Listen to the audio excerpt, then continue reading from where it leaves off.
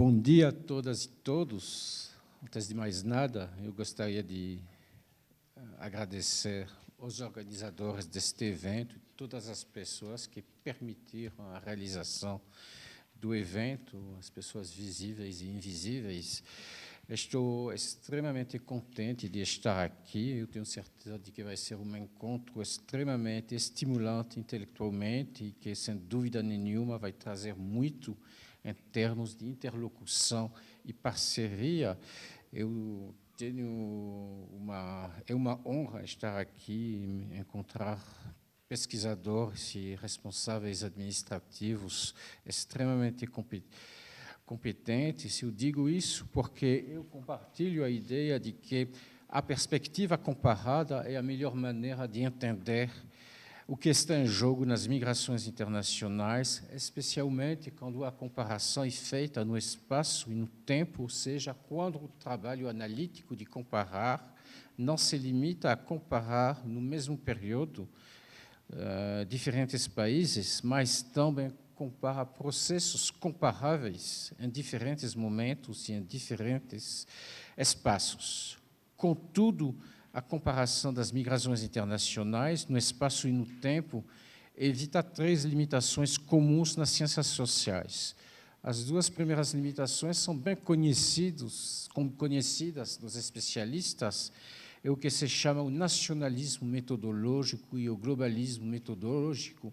O nacionalismo metodológico é um viés metodológico que impede ver as dinâmicas que vão além das fronteiras do Estado. E o globalismo metodológico é exatamente o oposto. É a tendência de fazer como se as fronteiras nacionais não existissem mais e fossem totalmente permeáveis aos fluxos de população.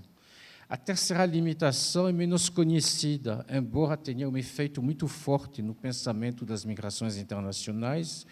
Essa limitação é o que o historiador da Grécia Antiga, François Hartog, chama de presentismo para definir o regime de historicidade em que vivemos, ou mais precisamente para definir nossa época, que pensa apenas no presente a curtíssimo prazo, numa época incapaz de aprender do passado, numa época incapaz de olhar para o passado e de se projetar positivamente no futuro. Ora, é justamente o estudo comparativo das migrações internacionais que possibilita a comparação de espaços e períodos, sem deixar de lado, é óbvio, a existência dos Estados nacionais e das diferenças entre as sociedades. Tendo isso em mente, eu devo dizer que reunir no mesmo encontro pesquisadores do Brasil, da Espanha, de Portugal e da França é uma escolha particularmente boa devido ao fato de que são 4 países diferentes, mas ligados por fenômenos migratórios em épocas diferentes e por muitas circulações. Obviamente, surgiu uma pergunta: como é que se pode ir além de uma justaposição de casos que não passa de um falso comparatismo? A meu ver, a resposta a essa pergunta está no livro de outro historiador da Grécia Antiga, o belga Marcel Détienne, no seu livro Comparar o Incomparável, em que o Marcel Détienne incentiva os pesquisadores a trabalhar coletivamente para construir comparáveis. E, desse ponto de vista, eu tenho a convicção que é construindo comparações coletivamente em equipes de pesquisas internacionais que poderemos pensar juntos os fenômenos migratórios do passado, do presente e talvez enxergar calmamente o que vem pela frente.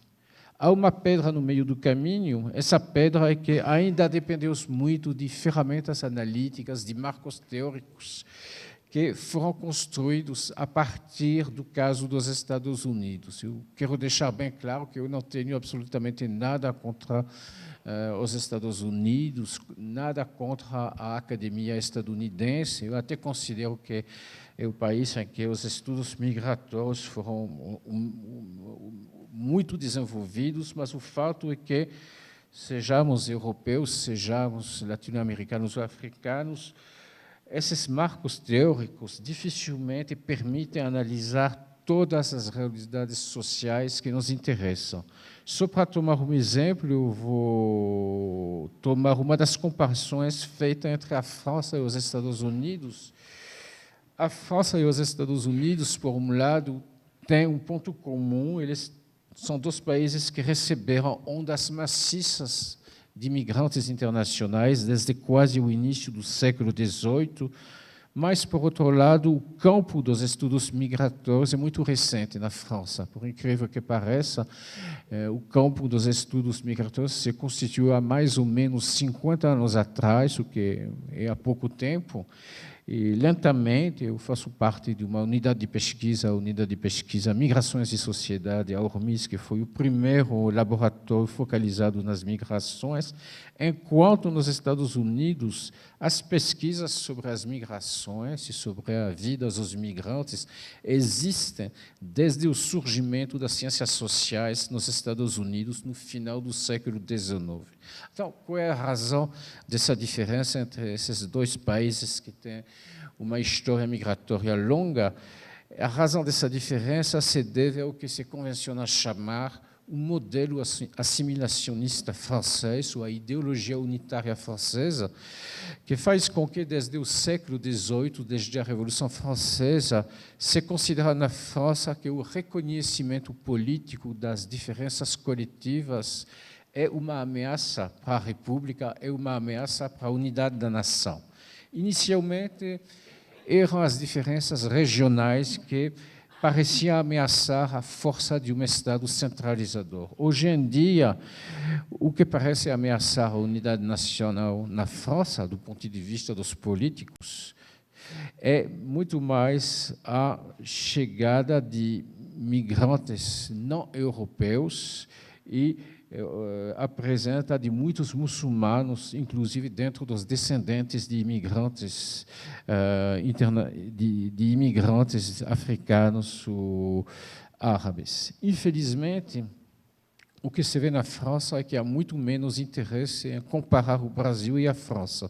E, por incrível que pareça, há poucas pesquisas comparadas sobre França, Espanha e Portugal, apesar desses três países terem uma história de migrações muito importante, com vários fluxos, várias épocas, migrantes econômicos, refugiados políticos, às vezes os dois ao mesmo tempo. E a pesquisa na França se interessa muito mais sobre as migrações do Maghreb, da Turquia, da Ásia, da África, que desperta mais atenção. São migrações importantes, mas não se pode deixar de lado as migrações europeias, que são também fenômenos importantes na Europa. É por isso que estudar em perspectiva comparada ao Brasil, a Espanha, Portugal e a França traz embutido a possibilidade de melhor entender o que significa o assentamento de imigrantes internacionais, a chegada maciça de refugiados ou a cidadania dos imigrantes e dos descendentes de imigrantes. Eu vou evocar esses assuntos diretamente ou indiretamente na minha apresentação. Eu vou falar primeiro da noção de território da espera, que eu desenvolvi com vários colegas num programa há uns anos atrás, e depois eu vou analisar os efeitos do contexto político e das políticas migratórias, das políticas públicas, sobre a experiência migratória propriamente dita, com base em pesquisas que eu realizei em vários cantos do mundo. Primeiro ponto, então, funciona. Duas perguntas: o que é um território da espera e por que a noção de território da espera é útil para entender as migrações? Para responder a essas perguntas, vale lembrar que as mobilidades e as migrações, sejam elas internas ou internacionais, possuem raramente trajetórias balísticas, com rota precisa e hora de chegada marcada antecipadamente. Pelo contrário, boa parte das migrações internacionais se caracteriza por períodos de espera e tem uma duração variável. O que é importante aqui é que esses momentos de espera são sempre caracterizados por uma dimensão espacial que pode ser o resultado de políticas públicas para controlar os fluxos migratórios.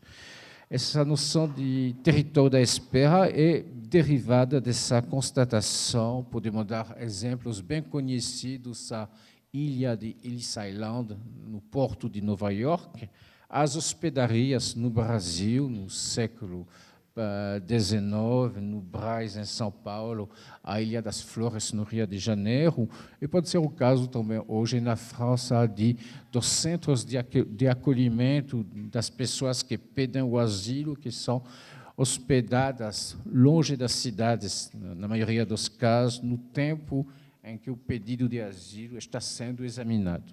O que também caracteriza os territórios da espera é o fato de que esses territórios facilitam a observação de situações no limite das sociedades nacionais.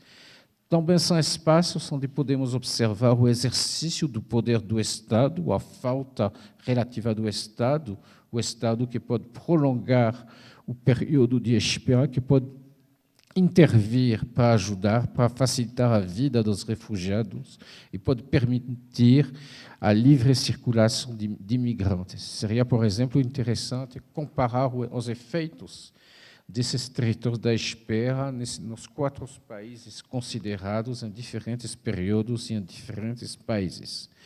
Esses territórios da espera são importantes no estudo das migrações porque eles surgem da mobilidade dentro da mobilidade. Os territórios da espera dão lugar a arranjos especiais específicos, por exemplo, uma região da França muito estudada é a região de Calais, no norte da França. É uma cidade que permite passar clandestinamente para as Ilhas Britânicas, que é um destino mais procurado, e há uma chamada selva. Evidentemente, não tem nada a ver com a selva amazônica, é uma floresta em que vivem grupos de imigrantes da África, do Próximo Oriente ou do Afeganistão, que são organizadas por nacionalidade. O que é interessante é que se organizam novas formas de vida social, muitas vezes a partir de princípios de justiça decididos pelo que ocupam esses territórios.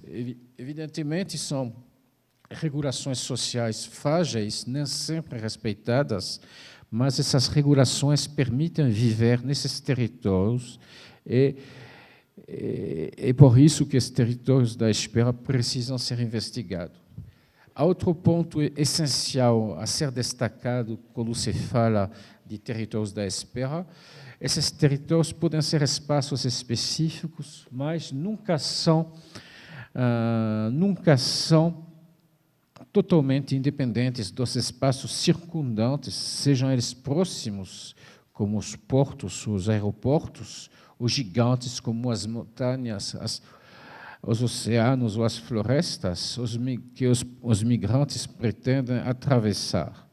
E, é claro, igualmente, esses espaços circundantes são os Estados nacionais, com suas leis, suas administrações, suas políticas públicas restritivas ou acolhedoras. Portanto, um território da espera pode ser um espaço cujas fronteiras foram determinadas por um Estado. É o caso de certos campos de refugiados, é o caso bem conhecido de várias ilhas do mar Mediterrâneo e principalmente da ilha italiana de Lampedusa, que recebe muitos fluxos de imigrantes. E relativamente perto daqui, obviamente, o caso da Guiana Francesa, onde se avalia a presença de aproximadamente 60 mil imigrantes sem documentos, ou seja, quase um terço dos imigrantes sem documentos em toda a França. E o caso da União Europeia, que foi levantado na primeira mesa, é particularmente interessante a esse respeito, porque os governos europeus fazem de tudo para controlar o acesso ao território da União Europeia. Isso não começou em 1995, com a chamada crise dos refugiados, começou há muitos anos atrás, começou fortemente no início da década de 90, com a queda do Muro de Berlim e o início de migrações dos antigos países socialistas do leste europeu. Essa política migratória da União Europeia se caracteriza pelo que se chama a externalização das fronteiras da Europa, ou seja, o deslocamento longe do território europeu das fronteiras da União Europeia, dito de outra forma, é hoje em dia bem longe da Europa, que a União Europeia busca implementar o controle de suas fronteiras através de acordos com governos africanos, o governo da Turquia. E há um colega italiano, Paulo Cutita, que cunhou o termo de fronteirização para descrever o processo pelo qual, por exemplo, o governo italiano transformou a ilha italiana de Lampedusa desde os anos 90. Essa ilha está cerca das costas da Tunísia e, sobretudo, da Líbia, e foi transformada em ilha para gerenciar o acesso de imigrantes.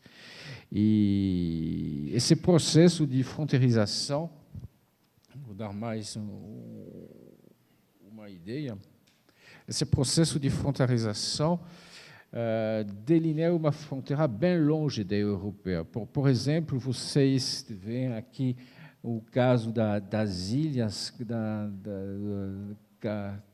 do Canária, que são ilhas espanholas, e tem acordos com o governo da Mauritânia e de Marrocos para limitar e tentar impedir a chegada de imigrantes numa ilha europeia. Mas tem outro caso bem conhecido e interessante, é o caso do Níger. O Níger está no meio do mapa. O Níger é, como se sabe, um dos países mais pobres do mundo. E até julho de 2023, o governo do Níger recebia muita ajuda militar e muito dinheiro dos governos europeus, principalmente do governo francês, para barrar as rotas migratórias. O Níger é um país pelo qual passam muitos migrantes africanos de outros países, e as autoridades do Níger barravam a rota principalmente para a Líbia. Hoje em dia acabou por quê? Porque houve um golpe militar no Níger e a França e os Estados Unidos foram expulsos, os exércitos foram expulsos, e não há mais cooperação diplomática, ou muito pouco, e hoje em dia a rota para a Líbia, uma rota perigosíssima, está sendo aberta novamente. Então, o maior fato é que, independentemente das diferenças das políticas migratórias dos países da União Europeia, nem todos têm a mesma atitude, felizmente, a própria União Europeia expressa uma política explícita de controlar os fluxos migratórios para o continente. É o objetivo de um pacto recente, o Pacto sobre Imigração e Asilo, que foi adotado em maio desse ano. Esse pacto tem dois objetivos relacionados. Primeiro, intensificar a luta contra a imigração ilegal. Segundo, acelerar a deportação de imigrantes ilegais que não têm direito, ou a quem não é outorgado o título de refugiado político. E, por isso, esse pacto contém duas disposições essenciais. Por um lado, ele introduz um novo processo de triagem nas fronteiras da União Europeia, a fim de acelerar o processamento dos pedidos de asilo, e, desta forma, novos territórios da espera vão ser criados em breve, alguns com até 30 mil vagas previstas. E, por outro lado, esse novo pacto tem o objetivo de tornar os Estados-membros, os 26 países da União Europeia, mais solidários entre si, para evitar a concentração de refugiados em determinados países, os mais próximos dos países de origem, ou seja, a Grécia, a Polônia, a Itália e a Espanha. O último ponto que eu gostaria de frisar a respeito da externalização das fronteiras europeias é que, de fato, como de jure, o controle dos fluxos migratórios é entregado a países que são parte que não são parte da União Europeia, em troca de ajudas, de apoio financeiro e de muita complacência com regimes autoritários. Isso é um grande descompasso entre os ideais democráticos dos países europeus e a prática dos governos, que faz tudo o que pode para evitar as imigrações, inclusive entregar o controle das migrações a outros países. Até agora, eu tenho me focalizado pela dimensão espacial dos territórios da Espera e vou analisar agora os territórios da Espera como espaços para a construção de identidades pessoais e coletivas, visto que viver num território da Espera coloca outra questão fundamental, como é que a Espera é vivenciada subjetivamente e coletivamente. Esse assunto não é totalmente desconhecido nos estudos migratórios. Há um sociólogo famoso, o sociólogo franco-argelino Abdelmalek Sayad, que trabalhou com Pierre Bourdieu. Ele bem salientou que o fenômeno da imigração é inseparável do fenômeno da emigração, numa frase conhecida em que ele escreve: o imigrante sempre é um emigrante. E, por isso, os territórios da Espera podem ser tanto o território onde ficam as famílias dos imigrantes, quanto o território em que os imigrantes esperam o momento de voltar. Essa constatação norteia uma série de perguntas. Essa constatação, eu dizia, norteia uma série de perguntas, por exemplo, sobre o papel das instituições na experiência subjetiva da Espera, o fato de ter ou não ter documentos na construção da identidade, o funcionamento dos grupos de parentesco, as relações entre os migrantes e a população nativa, as relações de gênero e as hierarquias sociais, que podem mudar bastante no processo de migração. E outro assunto é como os migrantes se organizam coletivamente nos territórios da Espera. Você sabe que as situações de Espera raramente desembocam em ações coletivas duradouras. O que mais se observa são revoltas pontuais e soluções buscadas por meios de estratégias individuais. Entretanto, migrantes, ativistas políticas, coletivos, ONGs, conseguem, às vezes, criar vínculos fortes que permitam pressionar os poderes públicos para tomar medidas.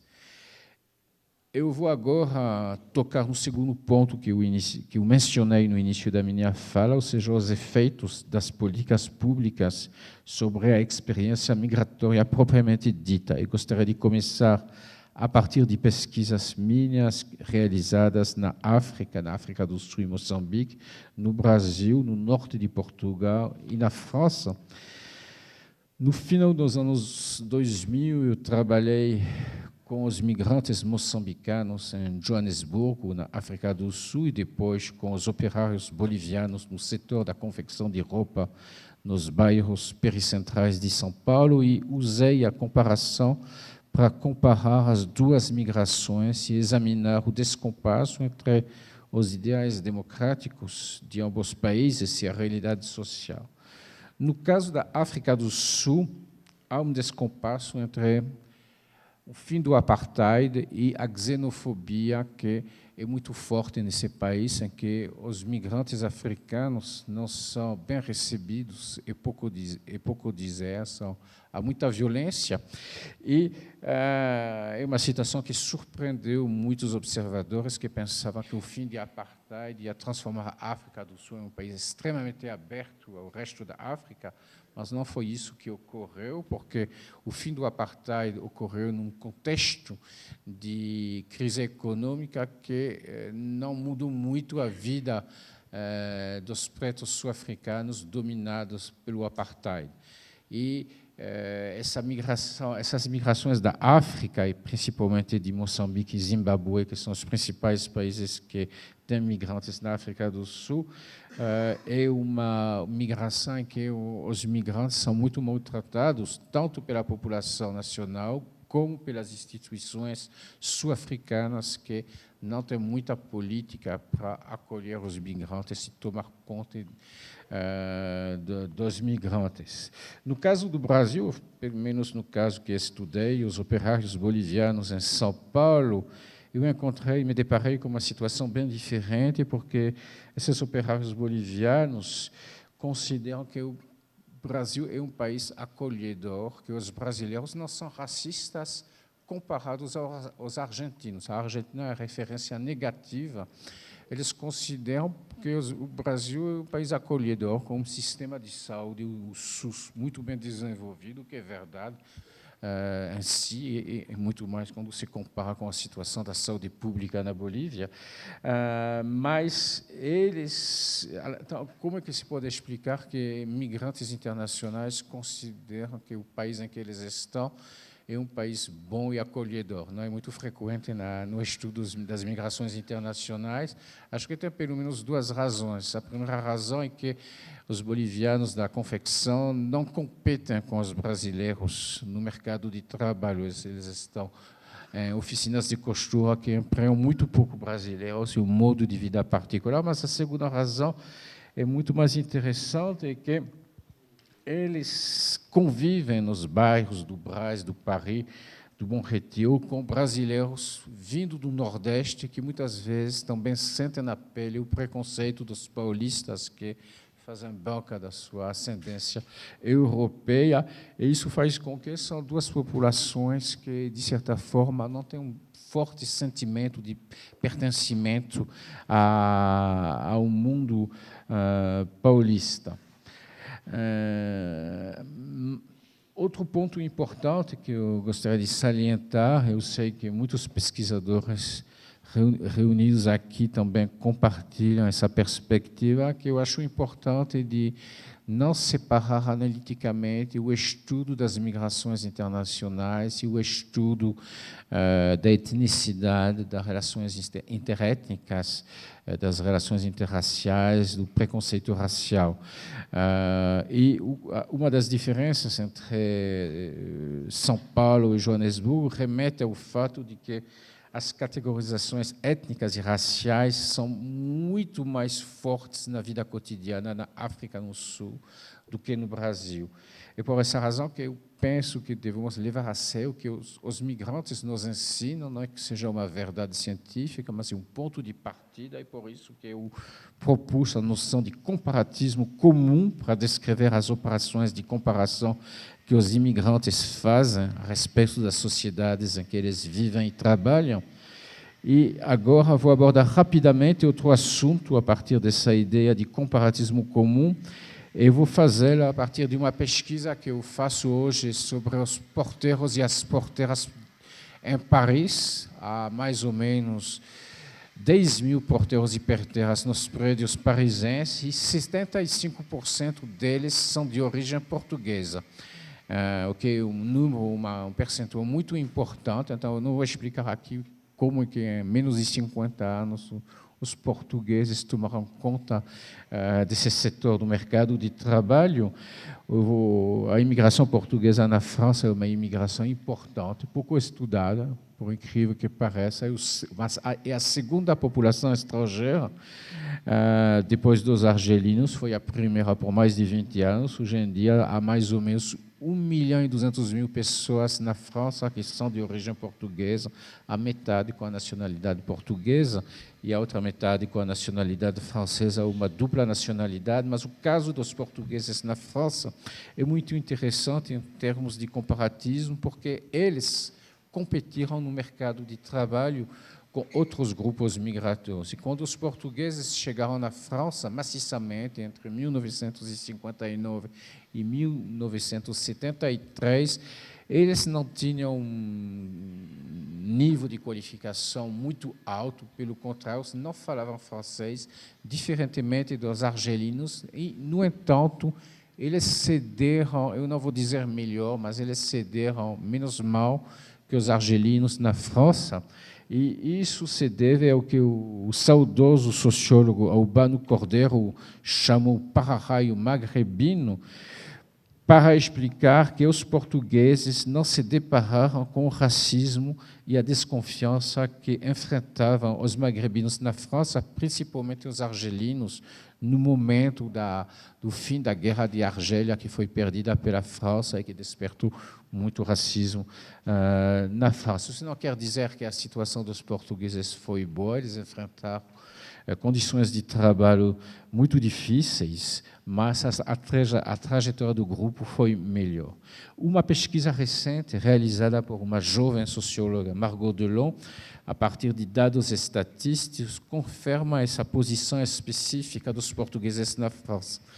De acordo com Margot Delon, os portugueses ocupam uma posição intermediária entre a população nativa e os demais grupos de imigrantes.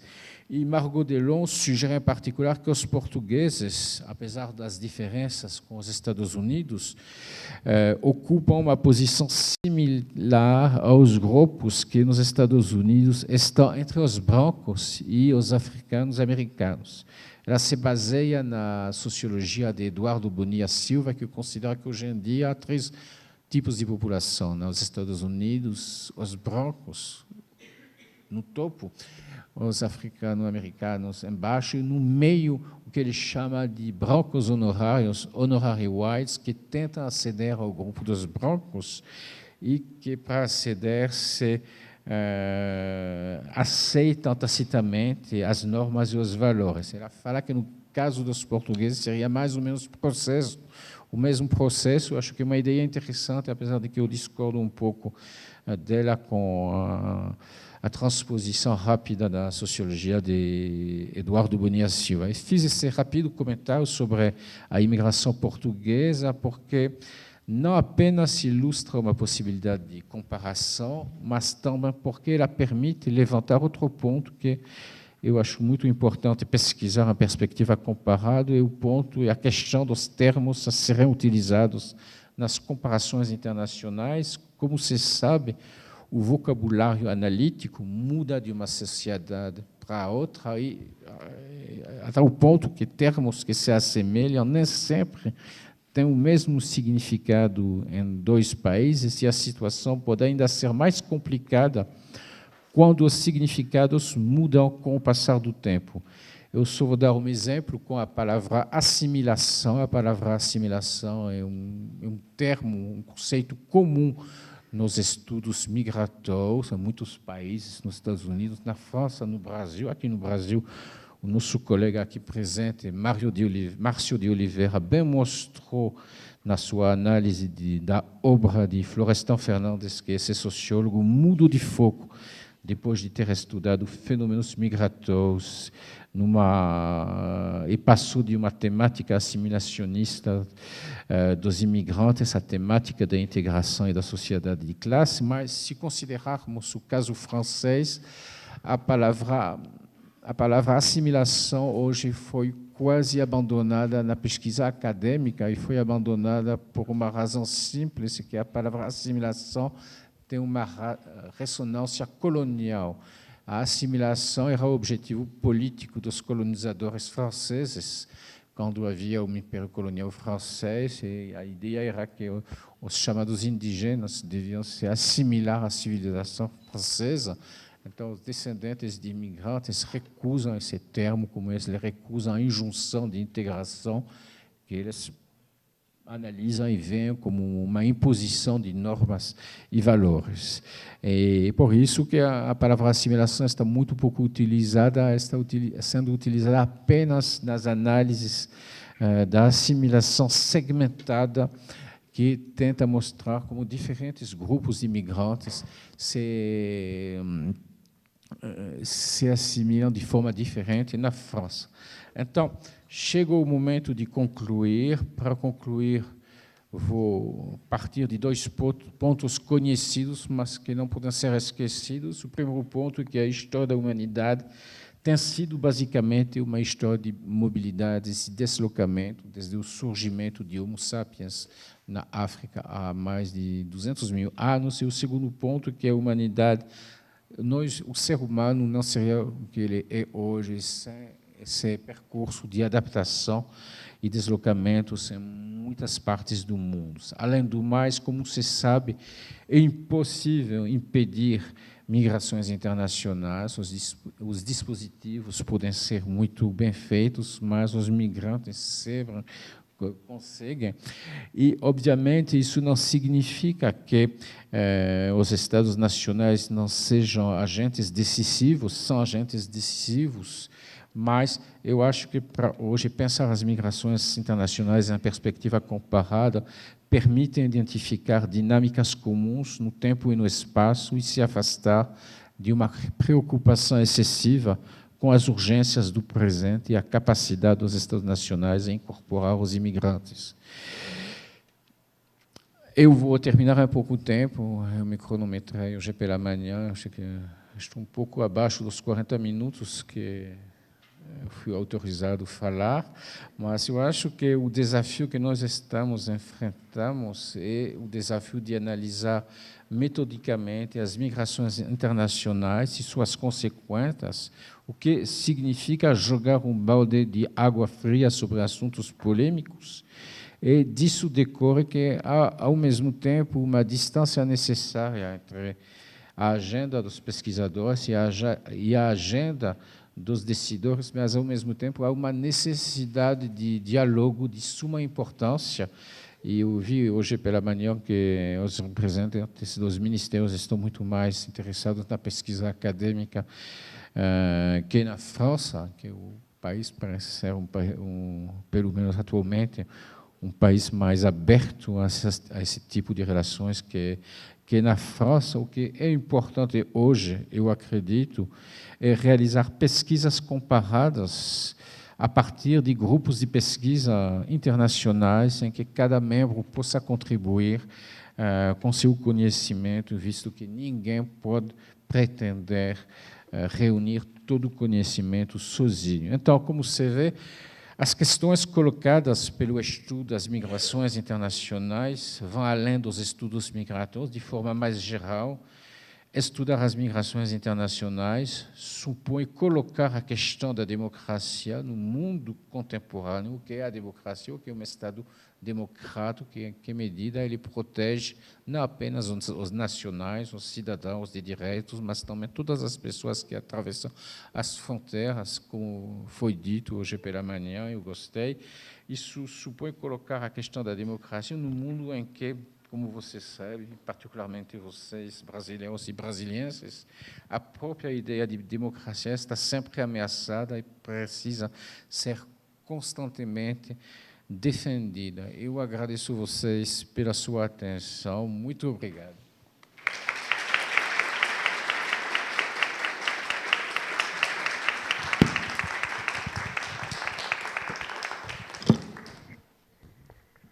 Esse funciona? Eu que agradeço, Dominique, por ter aceito, né, nosso convite, por estar aqui pela sua palestra. Acho que um ano atrás, eu cruzei com o conceito de território de espera numa disciplina que eu dava especificamente na pós-graduação aqui. E tem um aluno também que, infelizmente, ele não pôde estar, ele está fazendo campo em Moçambique, meu orientando de doutorado. E a gente estava sempre buscando, né, uma forma de construir mais conceitualmente a tese dele. E, quando a gente cruzou com esse texto, nos fez pensar sobre muitas realidades, né? Não só do caso dele específico da tese, de Moçambique, onde ele estuda algumas mobilidades internas, mas essa construção de territórios praticamente permanente, onde as pessoas ficam deslocadas por anos, né, sem saber quando vão realmente sair, ou se algum dia vão sair daqueles espaços. Mas também, a partir da leitura do texto, né, depois também buscando saber mais, né, a gente viu que calhava muito a pensar a nossa atualidade no Brasil, né? A nossa construção atual de acolhida, né? Como que a gente também vem construindo esses espaços, né? Já no passado se construía nas hospedarias, mas agora, na nossa nova forma de acolhimento, na nossa nova forma de política, a gente constrói novamente esses espaços que estão aí, que podemos pensar como sendo constituições de territórios também de espera, né?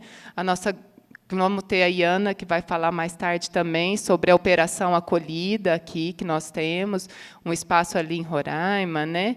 Onde se tem um grande espaço de acolhida, onde as pessoas ficam numa espera de uma interiorização, né? Onde as relações se constituem também. Então, é um conceito que me fez pensar muito e fiquei muito feliz com o seu aceite de vir conversar conosco, né? Nossa possibilidade de conhecer para além do texto, né? Que muitas das vezes a gente lê os autores e não tem oportunidade de conhecer.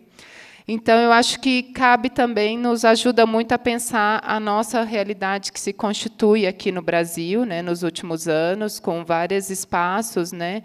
Da operação acolhida, das casas de acolhimento que nós temos. Aqui no DF, por exemplo, nós temos algumas, né, também, não só aqui no DF, mas temos também em outros espaços, né, o pessoal que é de Santa Catarina, que está no Sul, né, o Anderson também está aqui, né, Rio Grande do Sul acolhe muito, o Márcio no Paraná, o pessoal também de Santa Catarina.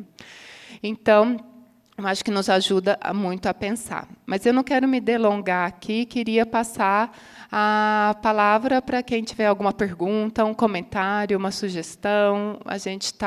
A ideia mesmo é que a gente tenha esse espaço, né, de conversa. Então, a gente ainda tem aqui uns minutinhos para alguma ponderação, alguma questão.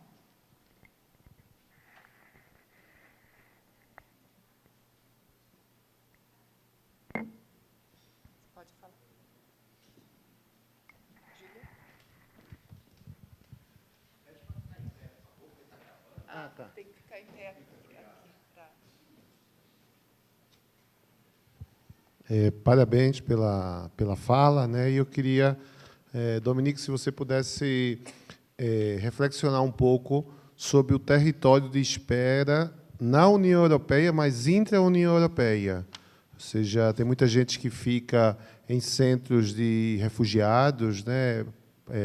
Esperando, muitas vezes ficam financiados pelos Estados europeus, esperando, e é uma espera quase que ad eterno, né? Conseguir a documentação, às vezes sai com uma ordem de expulsão, não expulsam, fica ali esperando ter uma forma. Ou seja, a relação como o Estado produz territórios de espera simbólicos e efetivos, né? Se você pudesse discorrer um pouco sobre isso, dessa produção de espera do Estado, a espera para conseguir uma solicitação de refúgio, às vezes 2 anos de espera, aí depois consegue a solicitação de refúgio, fica esperando ser nacionalizado, ou seja, o Estado como produtor da espera. Sim, passa aqui. Tem mais alguma colocação? Não podemos responder, de repente tem mais uma. Não, eu agradeço pela sua pergunta. É uma realidade que é o Estado que muitas vezes produz a espera, alimenta a espera e produz a precariedade, porque está cada vez mais difícil conseguir o asilo político, está cada vez mais difícil para os migrantes conseguir vistos, conseguir estar numa situação regular, e as limites impostas a mobilidades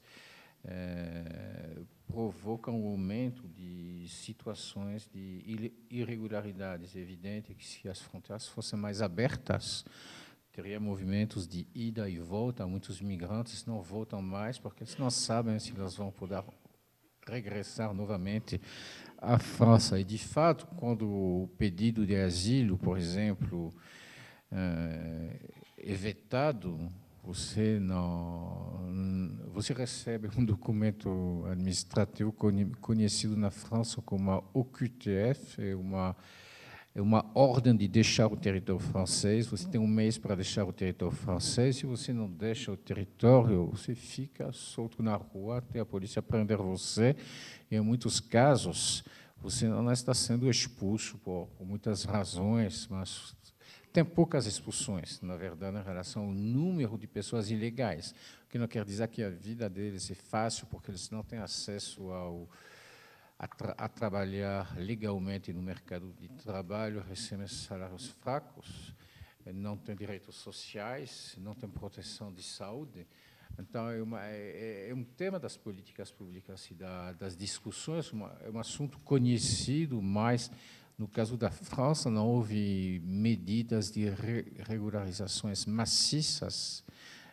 Ultimamente, há regularizações individuais, um processo complicado, você tem que comprovar que trabalhou por 5 anos, que babá de um menino por mais de 5 anos, que não tem antecedentes judiciais, e talvez consiga um visto de residência, mas o ponto que você salientou é um ponto importante, que cabe ao Estado não alimentar a precariedade dos migrantes e examinar a realidade das vidas, o fato que é absolutamente impossível controlar todos os migrantes, mas que eles estão aqui, é melhor que seja reconhecido a presença deles juridicamente do que fazer como se eles não estivessem no território francês.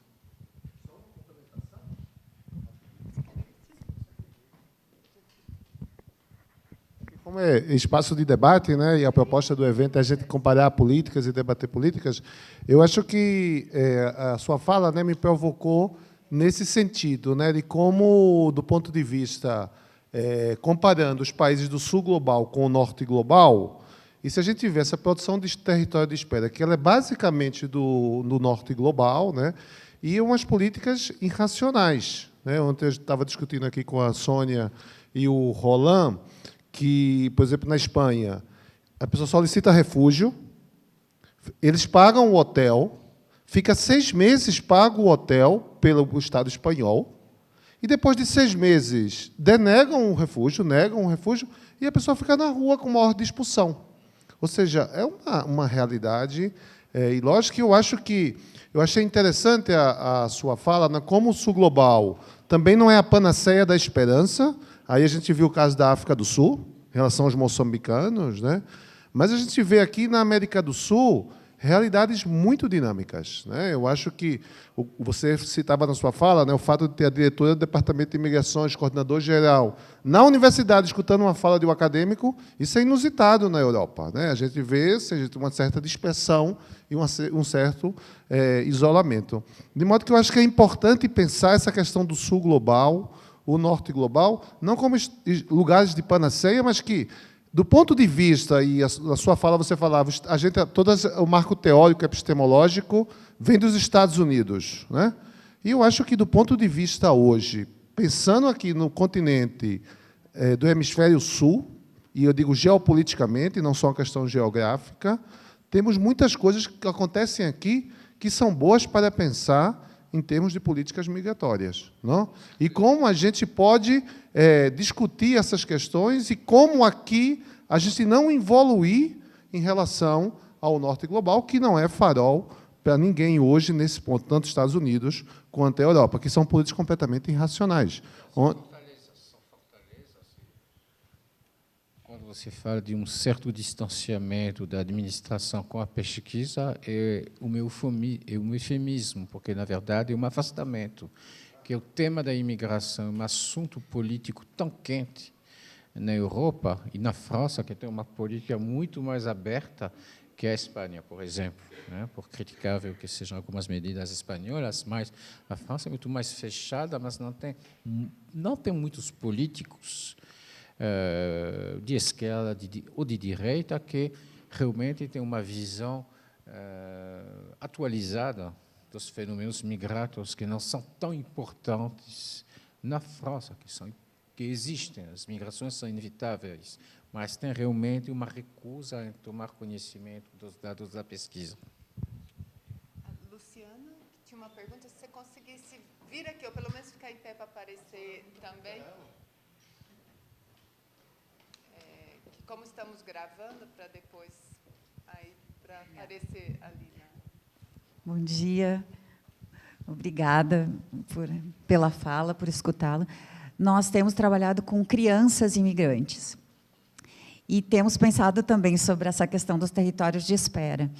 E o que eu queria, talvez, debater um pouco aqui, também levantar, eu fiz pesquisa na França, em escolas públicas, há alguns anos, e lá, por exemplo, eu percebi, trabalhei em Paris, curioso que tinha crianças de famílias indocumentadas, vivendo nas ruas, mas elas estavam frequentando a escola, porque a escola é um direito.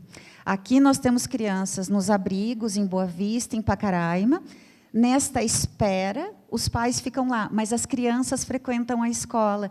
Então, se você conhece, poderia assim comentar um pouco sobre isso, se existem pesquisas específicas dessa relação dos territórios de espera com este público que faz esse trânsito, né, com a sociedade circundante, está frequentando ali e, ao mesmo tempo, está nesse outro território de espera também. O Gustavo também ali. Vamos fazer então, agora uma rodada. O Gustavo e Anderson, pode ser? Obrigado. Queria que o professor falasse também sobre uma população específica. Ah, tá. Você, Gustavo? Eu sou Gustavo, sou mestrando aqui na UNB e sou orientando da professora Tânia. E eu queria que o senhor falasse sobre esse território de espera para uma população específica, que é a população LGBT, que muitas vezes pede refúgio e tem que ficar nesse território de espera, convivendo com seus nacionais, que são também que praticam a discriminação e o preconceito contra essa própria população que está vulnerável, então, de ficar nesse território de espera, sendo refugiado gay ou lésbica, trans, é isso. Temos o Anderson. Acho que era ter descido o microfone. Aqui.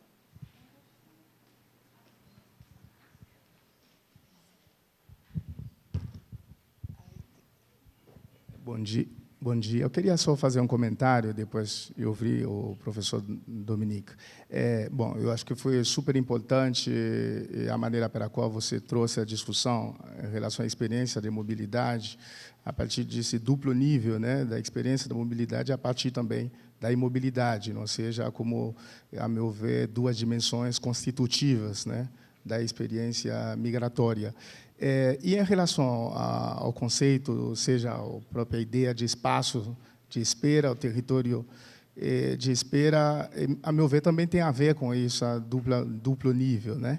Ou seja, na medida que a própria ideia, a noção, a experiência de espera também envolve não só apenas uma dimensão da imobilidade, que não necessariamente significa estar parado, fixo, mas também, em certa medida, está em mobilidade, estando num território de espera, mas, em certa medida, também me remete a outro conceito, que é territórios circulatórios de Alain Tarus, que vai mostrar que os territórios circulatórios também têm a ver com os espaços de socialização.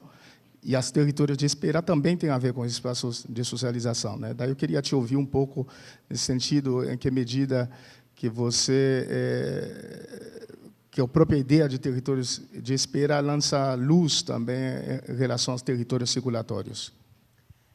Então, vamos finalizar com a Janaína e aí a gente se responde. Bom dia.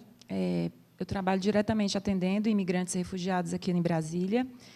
E, diante de muitos desafios, eu senti necessidade de vir para a academia. Eu sou mestranda, orientanda da Cristiane, e uma das questões que chegam e estão crescentes nos atendimentos é a xenofobia. E, em que medida os seus estudos, eu gostaria de indicações de leituras sobre a vinculação entre a xenofobia e o racismo, porque eu tenho recebido pistas, mas eu ainda não pesquisei exatamente sobre isso, mas o alerta está ligado. Obrigada, Janaína. Obrigada.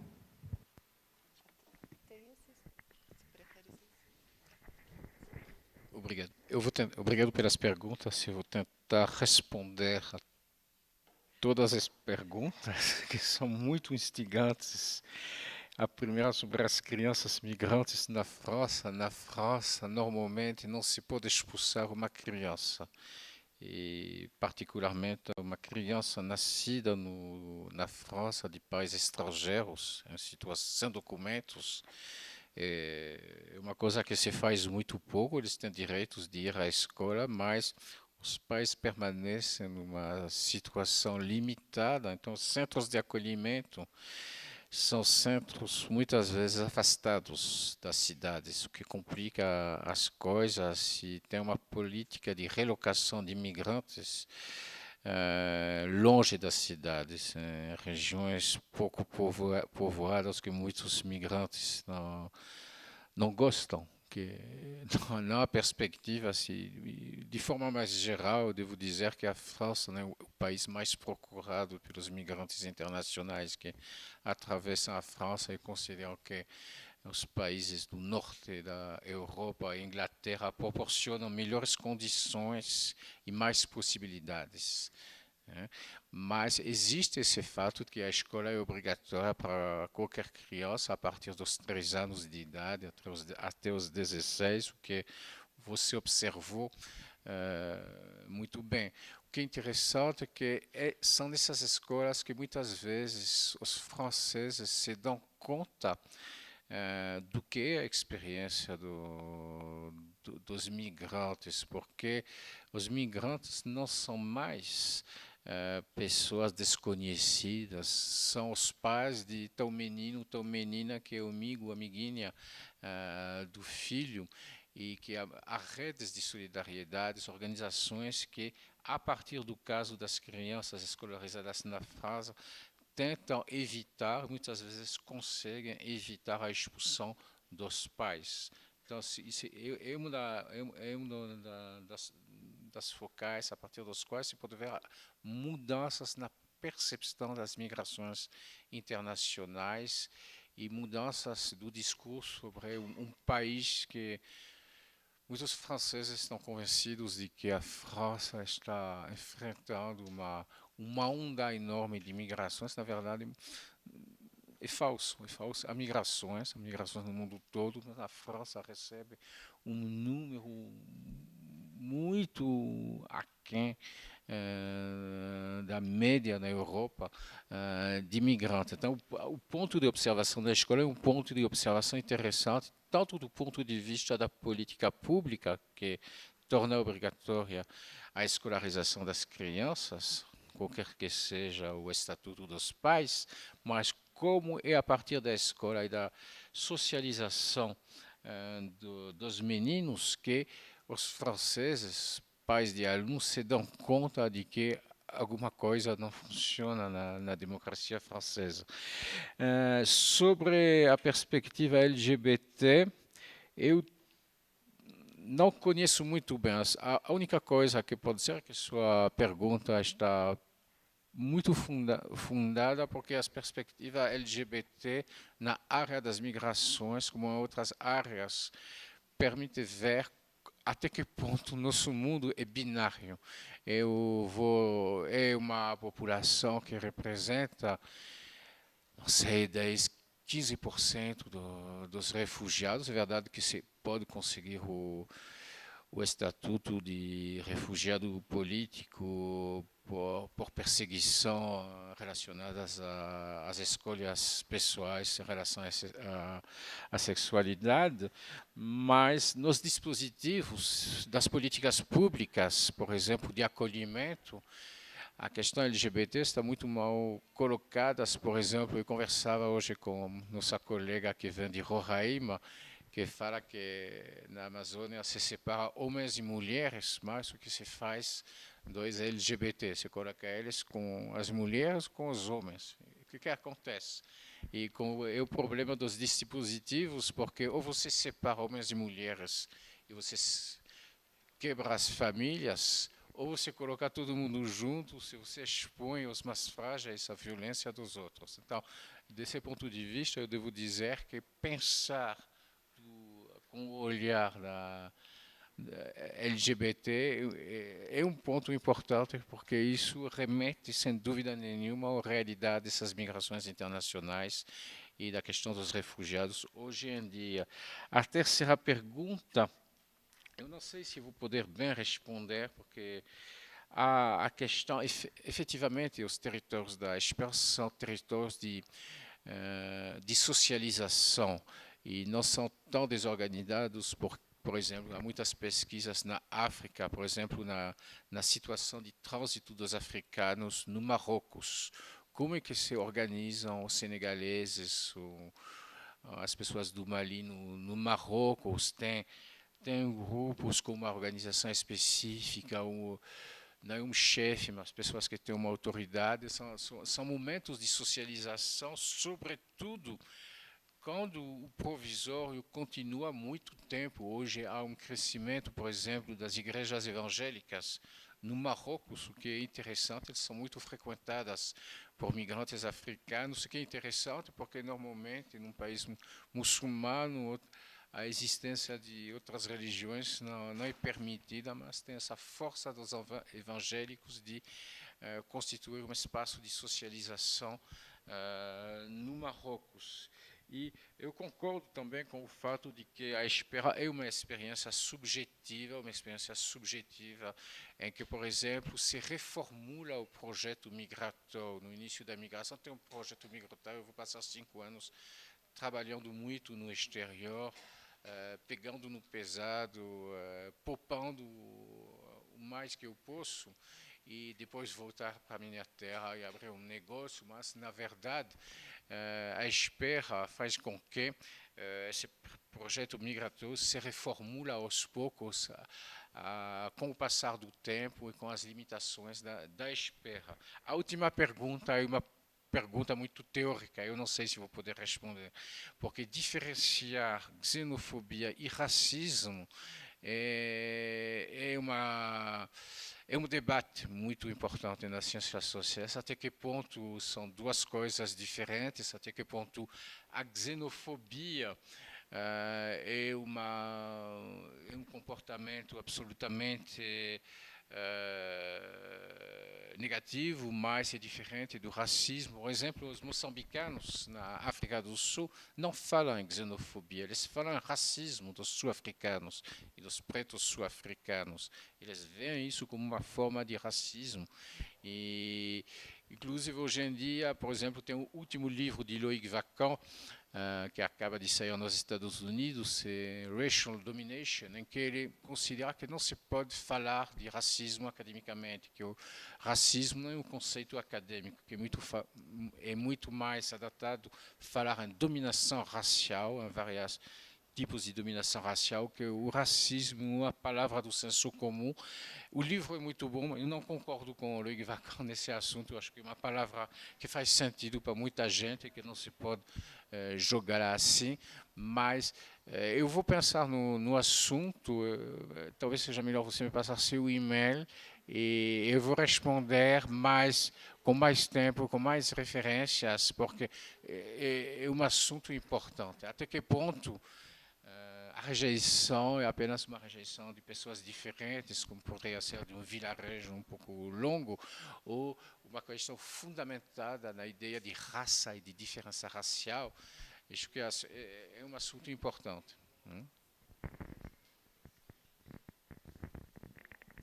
Eu agradeço a todos. Se a gente pudesse, Bela, fazer na sequência, você gostaria de fazer... É uma pergunta também, um comentário? Ah, sim, passo para ti. Ah, sim, desculpa, só enquanto você anda, tem alguém que deixou um Fiat preto barrando a saída do estacionamento aqui. Se for o final é 97. Se tiver essa pessoa aqui, por favor, tirar, porque as pessoas não conseguem tirar o carro. Os outros carros. E a gente vai ter o comentário da Bela, depois vamos fazer um breve intervalo de 15 minutos, 10 minutinhos, para a gente ter o coffee break, e a gente volta com uma outra mesa. Então, fiquem conosco.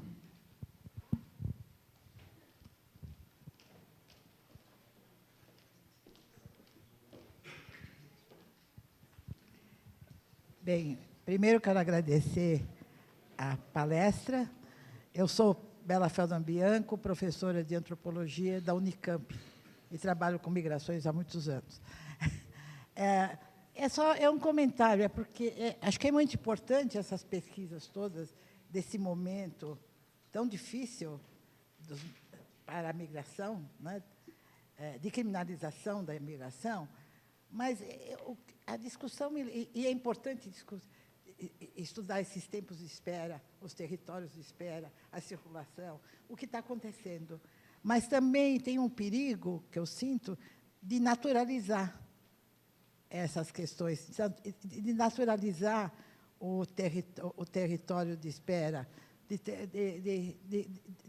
como parte de... Quando nós estamos falando de políticas públicas, essas políticas públicas são infames, não é? Eu acho que causa indignação, para mim, pelo menos. Então, eu acho que tem esse perigo. É importante estudar, mas também com um olhar crítico, bem crítico. É só isso. Obrigada.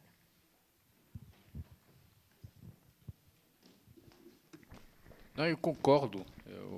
Eu acho que não naturalizei a noção de território de espera, mas eles podem ser essencializados, com certeza, pelo efeito das políticas públicas, não há dúvida nenhuma, mas não impede que existam.